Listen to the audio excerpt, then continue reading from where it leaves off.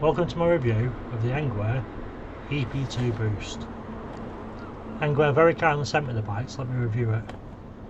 If I'm honest, I was both happy but a little bit nervous when they said they'd send it to me.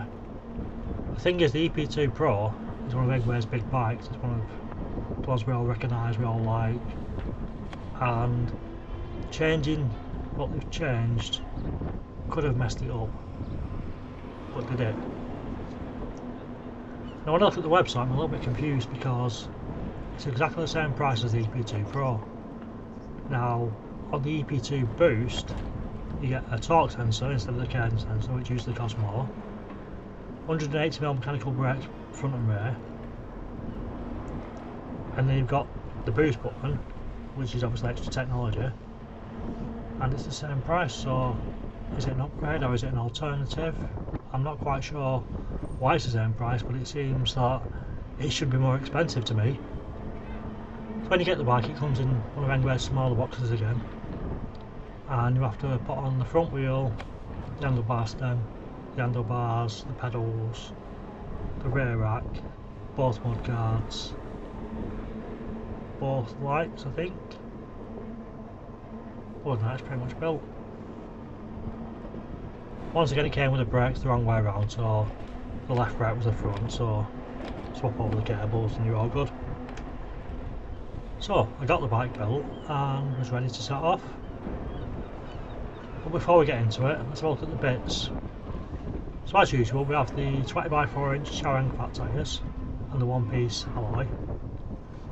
We have the front and rear metal mud guards, which are painted to match the colour of the bike. The handlebars are 25 inches wide, nice, sturdy and feel good. We have the 7-speed Shimano Tony gear system, again a great, dependable, cheap budget system that they all use.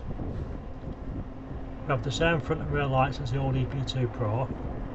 The back light's still a brake light, nice and bright, everything you need. It's all powered by the 13 amp hour 48 volt battery, which seems the exact same size as the old EP2 PRO really. The LCD is the same as the old EP2 PRO, but if it works, why would you want to change it? It does everything you need. It's nice and reliable, I like it. It has the same nice padded, thick, comfortable seat. Again, it works, why would you change it? It's a great seat. The rear rack looks the same as the old one as well, but on the old one I don't remember it actually being printed with its weight limit, whereas this one actually says 25 kilo capacity. But again, they're both very solid racks, great for your shopping and stuff. The bike stand seems a bit thinner than other bikes they make. It's nice and it does its job, so no complaints. Speaking of complaints, and there's always one, the pedals. I really don't like the pedals. They're too narrow and they seem to be the same ones as the old EP2 PRO. The folding pedals, which is good for the bike, but there's just not enough surface area. There's no pointy bits, so if you're wearing trainers, I find it defeats the bottom, especially when they're wet. So I prefer different pedals, absolutely. Like if I was buying the bike, that's the first thing I'd buy, new pedals for it. I have to give them extra points for the bar in between the seat and the frame. On the EP2 PRO, there's not much room on the inside of it to get your hand in really. You can get your hand in, but it's hard. On this one, it's very spacious inside and it's curved, so it's a good place to carry your bike from. It's really good. I like that. We also have the usual bit at the bottom, which I usually moan about and say I'd prefer it if it was folding, etc. But something dawned on me the other day, and I don't know if you guys do it or not, but I do it all the time because I'm just an idiot. I'll stop, I'll put my stand down while I'm actually still on the bike, and I'll set off again and I'll hear a scraping on the floor because I've not put my stand back up. Now I suspect if that bottom bit was folding, I'd probably forget to put it down before I folded my bike and scratch my bike, so maybe it should not be folded. So now we've gone through the bits, we should probably address the extra legal situation. As the bike stands, it comes with no throttle and you're not able to unlock it at all. So 15.5 mph is the maximum it'll do. and there's no way to unlock it. If I'm honest, I'm not really sure where I stand on this. Like, I don't like the idea of companies making bikes like not unlockable, because you should still be able to unlock them for private land. But at the same time, when I get these bikes, I unlock them to show you the speed, and then lock them again, and they never get unlocked again. I just ride them at the standard 15.5 mile an hour, legal as they're meant to be. So it doesn't really affect me being locked, if I'm honest, and I don't really mind it too much. I'd prefer it wasn't, but I don't mind it being locked. However, a problem with it being locked is I have no idea what the top speed of the bike is, whereas I did on the EP2 Pro, so I don't really know how they fare on that. Now, as far as power goes, they're both 55 Nm of torque, and the main difference is obviously the sensors. So the old EP2 Pro had a cadence sensor, and this one's a torque sensor. If I'm honest, I felt the torque sensor had a lot of power in it. It was a nice balance, to be honest. When I did the hill test, it seemed to struggle in a couple of parts, but it did well, to be honest. For 55 Nm of torque, it did alright. I didn't have to overly pedal or overly exert myself. It felt a comfortable ride up there. It slowed down a bit, but it felt alright. I also felt like just pedaling normal felt good. It was a nice, comfortable pedal experience.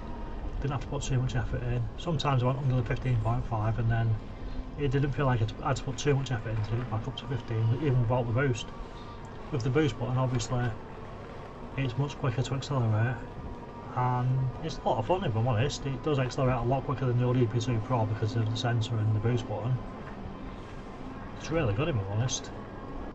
So I have to say, I can't really moan at all about the torque sensor. It's tuned pretty much perfect, I feel. The boost button throws me a bit because it already feels pretty powerful without the boost, and it's a decent, comfortable ride. When you press the boost button, it's much quicker to accelerate, but there's only 55 Nm of torque according to ENGWE, so I'm not sure if it's 55 Nm of torque when you press the boost button or without the boost button. It does accelerate pretty good for 55 Nm of torque. Now it's a big question time. Which would I buy? I love the EP2 Pro or the EP2 Boost, and I'm not fully sure again. The reason I'm not fully sure is because it's locked and there's no throttle. Now at present I don't know if the EP2 Pro is locked and has a throttle or not on the current models. If it is, I'd absolutely buy the EP2 Boost. It's more value for money, you're getting more for your money. If the EP2 Pro isn't locked and it has a throttle, I think personally I'd still buy the EP2 Boost. I mean, you're getting bigger brakes with better stopping, you're getting the torque sensor, you're getting the boost button. It's more bike for your money. So I think I'd definitely go with the EP2 Boost. I'd actually take it one step further and say I'd actually like them to make an ENGWE Boost, because they've got this right, they've really done a good job on it. I still don't actually get how it's the same price as the EP2 Pro. You're getting the torque sensor, which is more expensive than the cadence sensor, you're getting the bigger brakes. For me it should be probably 1500 quid dearer, so I think ENGWE are probably underpriced the EP2 Boost. It's really good value for money, I think.